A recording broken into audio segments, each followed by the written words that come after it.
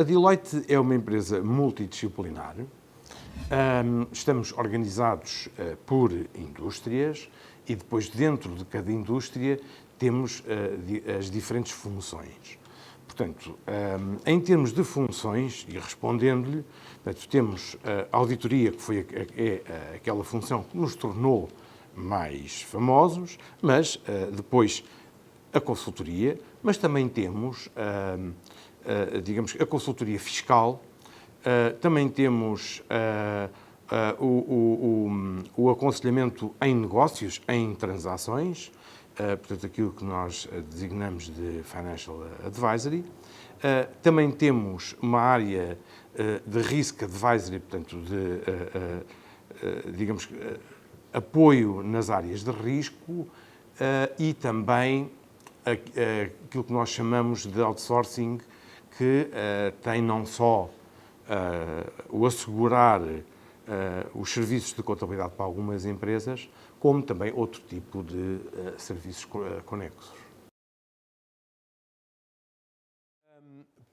Mais do que o contexto macroeconómico, obviamente que no último ano foi marcado pela pandemia e, como é evidente, tivemos que nos reinventar com todas as restrições inerentes à pandemia. Ainda assim, as nossas pessoas tiveram uma resposta muito satisfatória,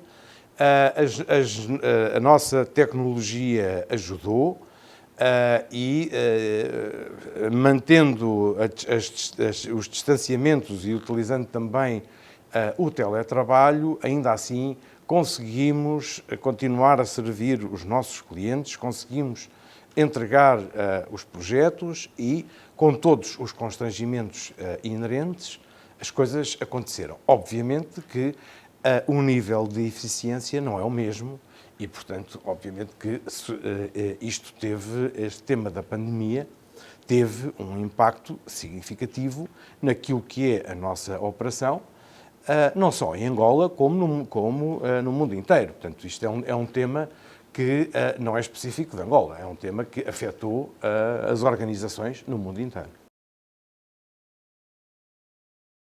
Os nossos clientes, nós apostamos em relações duradouras e não apenas numa lógica transacional de fazer um projeto e ir embora. Portanto, nós somos parceiros dos nossos clientes, mais do que uma lógica de vender projetos, somos sim parceiros que ajudamos os nossos clientes com soluções a ultrapassarem os seus problemas. E, portanto, como parceiros, obviamente que nos dias bons estamos presentes, nos dias menos bons também. E, portanto, acompanhamos, logicamente, aquilo que é o ciclo que os nossos clientes estão a viver. Fazer banca é, no fundo, recolher as poupanças dos aforradores e fazê-las chegar a quem necessita para desenvolver as suas ideias e os seus projetos, sob a forma de crédito e, portanto, canalizar esta poupança para a economia.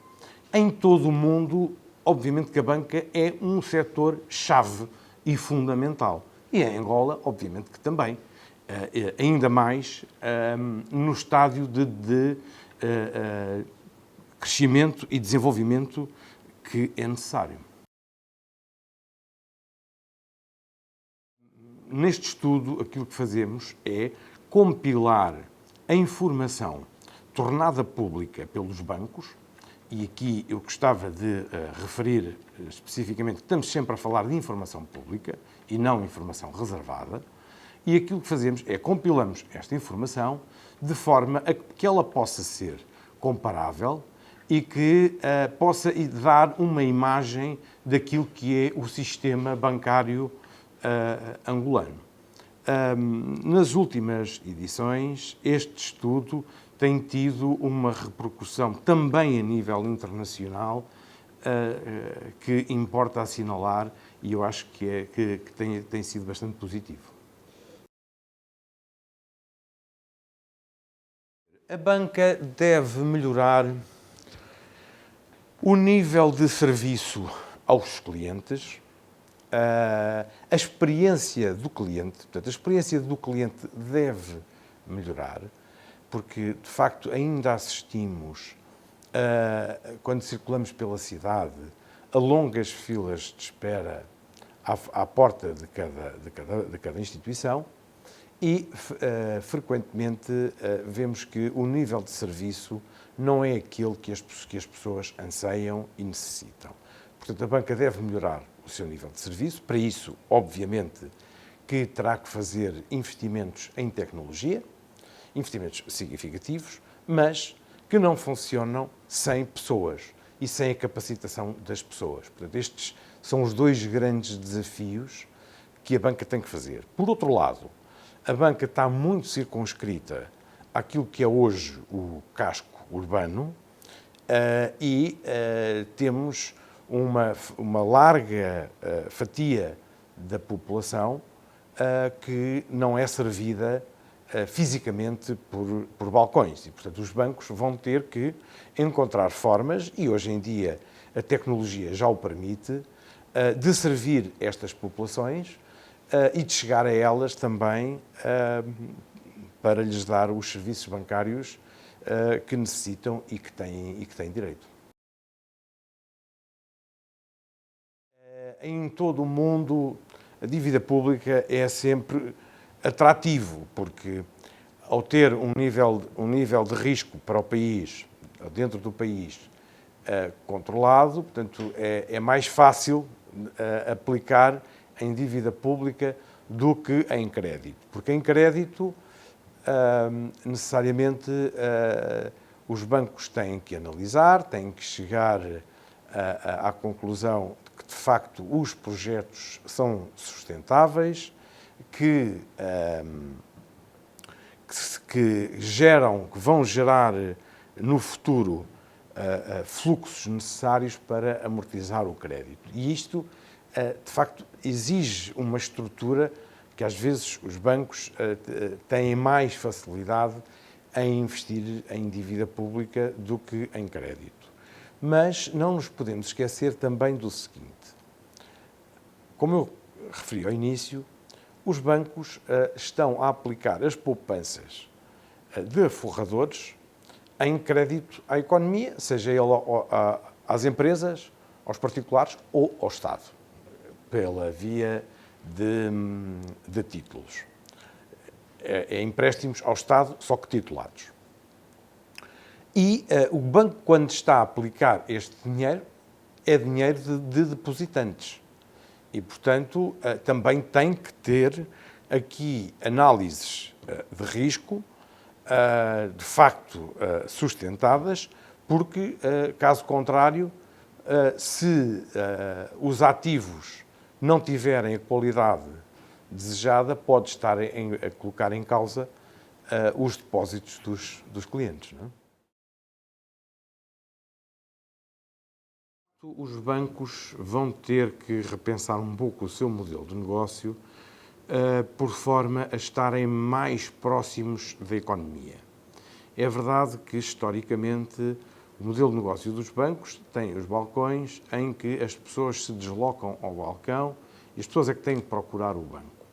De facto, há aqui uma mudança cultural que necessariamente eu entendo que terá que ser feita e que nós estamos a assistir por o mundo fora que está a acontecer, que é o banco também tem que ir procurar os seus clientes, ir procurar os seus negócios e ir aos locais onde a economia está a acontecer. Isto é uma mudança cultural que, obviamente, vai necessitar de investimentos em tecnologia, porque é mais fácil quando fisicamente está tudo no mesmo sítio, em tecnologia e na capacitação das pessoas. Este tema do talento e da gestão do talento, eu diria que é fundamental no tema do serviço e na forma de se relacionarem com os clientes e com a economia em geral. Angola tem tido, portanto, como eu disse, tem 25 licenças bancárias. Angola, os bancos em Angola, em 2020, como ficou patente no estudo, se considerarmos, ou se não considerarmos, o prejuízo significativo que o BPC teve por fruto da sua reestruturação e por fruto também daquilo que foi a sua limpeza de carteira, o desempenho dos bancos como um todo, como o setor como um todo, teve um decréscimo face ao ano anterior. Ainda assim, apresentou como um todo resultados líquidos positivos. E, portanto, eu acho que isso deve ser realçado. Obviamente que há um conjunto de desafios. O setor tem um conjunto de desafios pela frente, em que necessariamente nos próximos anos vão ter que existir alguns investimentos significativos. Eu realçava que neste momento já está atribuída uma licença para um operador de pagamentos móveis, portanto, um operador não bancário, e à semelhança daquilo que nós vimos assistir em outros países em África, este tema dos pagamentos móveis, pela facilidade que tem, as pessoas vão aderir muito rapidamente. E, portanto, isto é negócio que os bancos hoje têm que vão deixar de ter. E, portanto, há aqui ameaças de entidades que hoje ainda não estão presentes e que vão estar presentes.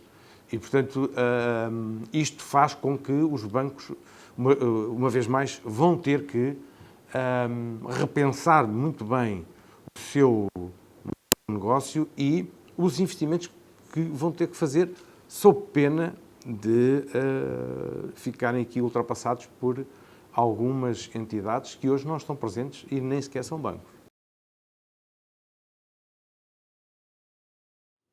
Vamos ver, Angola é um país muito vasto. Portanto, estamos a falar de uma área geográfica muito grande e com uma dispersão geográfica também. Como eu dizia, o número de licenças bancárias para fazer as mesmas operações, de facto, eu penso que pode ser alto. Mas existem nichos de mercado que podem ser explorados e, portanto, o número por si só não deve ser um indicador, mas sim que ofertas é que os bancos têm, quais são os seus modelos de negócio e para onde é que estão orientados. Não é? Porque pode haver bancos com caráter mais regional, pode haver bancos setoriais, mais dedicados, por exemplo, ao setor da agricultura ou ao setor das infraestruturas. Quer dizer, pode haver a especialização de bancos, como devemos assistir em muitas outras geografias, e aqui isto pode justificar a existência de um maior número de bancos. Isto por si só, o número não é o único indicador, mas sim o que é que estão a fazer. Quer dizer, quando nós vemos, por exemplo, na Europa, nós temos centenas de bancos regionais em alguns países. Portanto, isso por si só, o número não deve ser o indicador. Obviamente que é relevante. Agora, se todos estão a concorrer aos mesmos clientes, às mesmas operações, aí sim há sobreposição clara.